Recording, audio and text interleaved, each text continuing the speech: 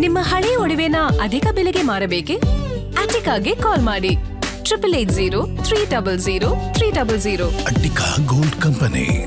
ರಾಜ್ಯದಲ್ಲಿ ಕಾಂಗ್ರೆಸ್ ಸರ್ಕಾರ ಬಂದ ದಿನದಿಂದಲೂ ಕೂಡ ನೋಡ್ತಾನೆ ಇದ್ದೀವಿ, RSS ವಿರುದ್ಧ ಹರಿಹಾಯ್ತಾನೆ ಇದ್ದಾರೆ ಪ್ರಿಯಾಂಕ್ ಖರ್ಗೆ.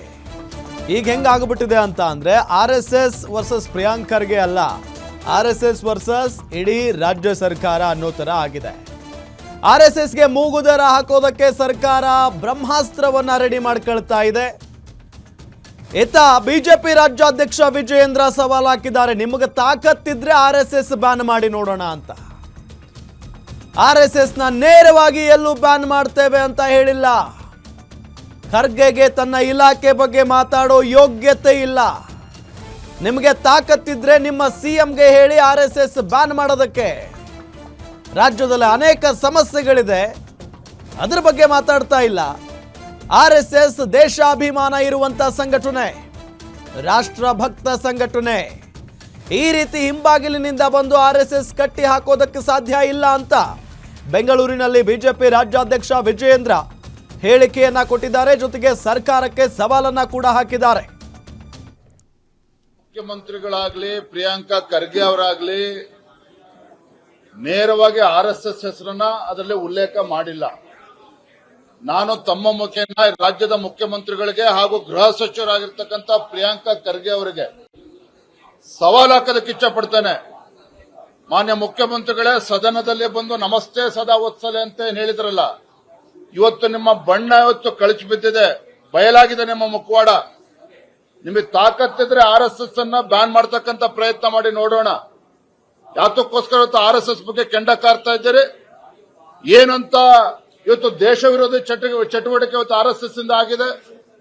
ಮಾನ್ಯ ಗೃಹ ಸಚಿವರಿಗೆ ಕೇಳೋದಕ್ಕೆ ಇಚ್ಛೆ ಪಡ್ತೇನೆ, ತಮ್ಮ ಇಲಾಖೆ ಬಗ್ಗೆ ಮಾತನಾಡ್ತಕ್ಕಂಥ ಯೋಗ್ಯತೆ ಇಲ್ಲ. ಪದೇ ಪದೇ ದಿನನಿತ್ಯ RSS ಬಗ್ಗೆ ರಾಷ್ಟ್ರೀಯ ಸ್ವಯಂ ಸೇವಕವನ್ನ ಟೀಕೆ ಮಾಡುವಂತ ಕೆಲಸ ನೀವು ಮಾಡ್ತಾ ಇದ್ದೀರಿ. ನಿಮಗಷ್ಟು ಚಟನೆ ಇದ್ರೆ, ಪ್ರಿಯಾಂಕಾ ಖರ್ಗೆ ಅವರಿಗೆ ನಿಮಗಷ್ಟು ಚಟ ಇದ್ರೆ ಮುಖ್ಯಮಂತ್ರಿಗಳಿಗೆ ವಿನಂತಿ ಮಾಡಿ RSS ವಿರೋಧಿ ಇಲಾಖೆಯನ್ನ ಪಡೆದುಕೊಳ್ಳಿ, ಗೃಹ ಸಚಿವರ ಸ್ಥಾನಕ್ಕೆ ರಾಜೀನಾಮೆ ಕೊಡಿ. ಇವತ್ತು ಹಿಂಬಾಗಿಲಿನಿಂದ ರಾಷ್ಟ್ರೀಯ ಸ್ವಯಂ ಸೇವಕ ಸಂಘದ ಚಟುವಟಿಕೆಗಳಿಗೆ ಕಡಿವಾಣ ಆಗ್ತಕ್ಕಂಥ ಷಡ್ಯಂತ್ರ ನಡೀತಾ ಇದೆ. ಖಂಡಿತ ಇದು ಸಾಧ್ಯ ಇಲ್ಲ, ಖಂಡಿತ ಇದು ಸಾಧ್ಯ ಇಲ್ಲ. ನಾನು ಮಾನ್ಯ ಮುಖ್ಯಮಂತ್ರಿಗಳಿಗೂ ಎಚ್ಚರಿಸ್ತಾ ಇದ್ದೇನೆ, ಮಾನ್ಯ ಗೃಹ ಸಚಿವರಿಗೂ ಎಚ್ಚರಿಸ್ತಾ ಇದ್ದೇನೆ. ಇಂಥ ಕ್ಷುಲ್ಲಕವನ್ನ ಏನೇನೋ ವಿಚಾರಗಳನ್ನು ತೆಗೆದಿಟ್ಕೊಂಡು ರಾಜ್ಯದ ಜ್ವಲಂತ ಸಮಸ್ಯೆಗಳ ಬಗ್ಗೆ ಚರ್ಚೆ ಮಾಡೋಕೆ ತಯಾರಿಲ್ಲ. ರಾಜ್ಯದಲ್ಲಿ ಇವತ್ತು ಬಡವರಿಗೆ ಅನ್ಯಾಯ ಮಾಡ್ತಾ ಇದ್ರೆ ಅದ್ರ ಬಗ್ಗೆ ಚರ್ಚೆ ಮಾಡ್ತಾ ಇಲ್ಲ. ರಾಷ್ಟ್ರೀಯ ಸ್ವಯಂ ಸೇವಕರ ಬಗ್ಗೆ ನೀವು ಚರ್ಚೆ ಮಾಡ್ತಾ ಇದ್ದಾರೆ. ಇವತ್ತು ಯಾವ ಆಧಾರದ ಮೇಲೆ ಇವತ್ತು ರಾಷ್ಟ್ರೀಯ ಸ್ವಯಂ ಸೇವಕ ಸಂಘ ಇಲ್ಲಿಗಲ್ ಚಟುವಟಿಕೆಗಳು ನಡೀತದೆ ಅಂತ ಹೇಳ್ತಾರೆ ಇವರು? ಹಾಗಾದ್ರೆ ರಾಷ್ಟ್ರೀಯ ಸ್ವಯಂ ಸೇವಕ ಸಂಘ 100 ವರ್ಷಗಳನ್ನ ಪೂರೈಸಿರ್ತಕ್ಕಂಥದ್ದು. RSS ಇವತ್ತೊಂದು ದೇಶಭಕ್ತ ಸಂಘಟನೆ, ಸ್ವಯಂ ಸೇವಕರಿರ್ತಕ್ಕಂಥ ಒಂದು ಸಂಘಟನೆ, ದೇಶಾಭಿಮಾನ ತುಂಬತಕ್ಕಂಥ ಒಂದು ಸಂಘಟನೆ, ದೇಶದ ಪರವಾಗಿ ಧ್ವನಿ ಎತ್ತುವಂತ ಒಂದು ಶಕ್ತಿ ಇವತ್ತು ದೇಶದಲ್ಲಿ ಆಧಾರ ಇದ್ರೆ ಅದು ರಾಷ್ಟ್ರೀಯ ಸ್ವಯಂ ಸೇವಕ ಸಂಘ ಅನ್ನೋದನ್ನ ಮಾನ್ಯ ಮುಖ್ಯಮಂತ್ರಿಗಳು ಅರ್ಥ ಮಾಡ್ಕೋಬೇಕು, ಮಾನ್ಯ ಪ್ರಿಯಾಂಕಾ ಖರ್ಗೆ ಅವರು ಕೂಡ ಅರ್ಥ ಮಾಡ್ಕೋಬೇಕು. ಈ ರೀತಿ ಹಿಂಬಾಗಿಲಿನಿಂದ ಬಂದು RSS ಅನ್ನ ಕಟ್ಟಾಕ್ತಕ್ಕಂಥ ಕೆಲಸವನ್ನು ಮಾಡೋದಕ್ಕೆ ಹೊರಟಿದ್ದೀರಿ, ಖಂಡಿತ ಸಾಧ್ಯ ಇಲ್ಲ. ಮಾನ್ಯ ಪ್ರಿಯಾಂಕಾ ಖರ್ಗೆ ಅವರೇ, ನಿಮ್ಮ ತಂದೆಯವರಿಂದನೂ ಕೂಡ ಸಾಧ್ಯ ಆಗಿಲ್ಲ. ಜವಾಹರ್ಲಾಲ್ ನೆಹರು, ಇಂದಿರಾ ಗಾಂಧಿ 3 ಬಾರಿ RSS ಅನ್ನ ಬ್ಯಾನ್ ಮಾಡತಕ್ಕಂಥ ಷಡ್ಯಂತ್ರ ಆಯಿತು. ಆದ್ರೆ RSS ಇನ್ನೂ ಶಕ್ತಿಯುತವಾಗಿ ಈ ದೇಶದಲ್ಲಿ ಬೆಳೆದಿದೆಯೇ ವಿನಃ ಯಾವತ್ತೂ ಕೂಡ ಅದನ್ನ ವೀಕ್ ಮಾಡತಕ್ಕಂಥ ಕೆಲಸ ಯಾರಿಂದನೂ ಕೂಡ ಸಾಧ್ಯ ಆಗಿಲ್ಲ. ಇದನ್ನ ಅವರು ಅರ್ಥ ಮಾಡಿಕೊಂಡು ಮಾಡಬೇಕಾಗಿರ್ತಕ್ಕಂಥ ಕೆಲಸವನ್ನ ಮಾಡಬೇಕು ಅಂತೇಳಿ ತಮ್ಮ ಮುಖೇನ ಮುಖ್ಯಮಂತ್ರಿಗಳಿಗೆ, ಗೃಹ ಸಚಿವರಿಗೆ ನಾನು ವಿನಂತಿಯನ್ನ ಗೌರವದಿಂದ ನಾನು ಮಾಡ್ತೇನೆ. ಎಸ್, ಇದು ಬಿಜೆಪಿ ರಾಜ್ಯಾಧ್ಯಕ್ಷರಾಗಿರುವಂಥ BY ವಿಜಯೇಂದ್ರ ಅವರ ಮಾತು.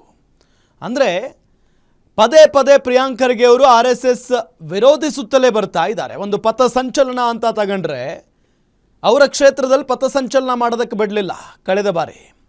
ಅದಾದ ನಂತರ ರಿಜಿಸ್ಟ್ರೇಷನ್ ಮಾಡ್ಕೊಳ್ರಿ ಅನ್ನೋ ನಿಟ್ಟಿನಲ್ಲಿ ಹಠ ಹಿಡಿದು ಕೂತ್ಕೊಂಡ್ರು ಪ್ರಿಯಾಂಕ್ ಖರ್ಗೆ. ಈಗ ಶಾಲಾ ಕಾಲೇಜುಗಳ ಆವರಣಗಳಲ್ಲಿ ಧರ್ಮಾಧಾರಿತ ಸಭೆಗಳನ್ನು, ಸಮಾರಂಭಗಳನ್ನು, ಸಮಾವೇಶಗಳನ್ನು ನಡೆಸಬಾರದು ಅನ್ನೋ ವಿಚಾರವನ್ನು ಮುಂದಿಟ್ಕೊಂಡು ವಿರೋಧಿಸ್ತಾ ಇದೆ. ಇದೆಲ್ಲದರ ನಡುವೆ ಬ್ಯಾನ್ ಮಾಡಿಬಿಡ್ತೀವಿ ಅನ್ನೋ ಮಾತುಗಳೆಲ್ಲ ಕೇಳಿ ಬರ್ತಾ ಇದ್ದಾವೆ. ಹಾಗಾಗಿನೇ ತಾಕತ್ತಿದ್ರೆ RSS ಅನ್ನ ಬ್ಯಾನ್ ಮಾಡಿ ನೋಡೋಣ ಅನ್ನೋ ನಿಟ್ಟಿನಲ್ಲಿ ನೇರವಾಗಿಯೇ ಬಿಜೆಪಿ ರಾಜ್ಯಾಧ್ಯಕ್ಷ ವಿಜಯೇಂದ್ರ ಕಾಂಗ್ರೆಸ್ ಸರ್ಕಾರಕ್ಕೆ, ಕಾಂಗ್ರೆಸ್ ನಾಯಕರುಗಳಿಗೆ, ಎಸ್ಪೆಷಲಿ ಪ್ರಿಯಾಂಕ್ ಖರ್ಗೆ ಅವರಿಗೆ ಸವಾಲು ಹಾಕಿದ್ದಾರೆ.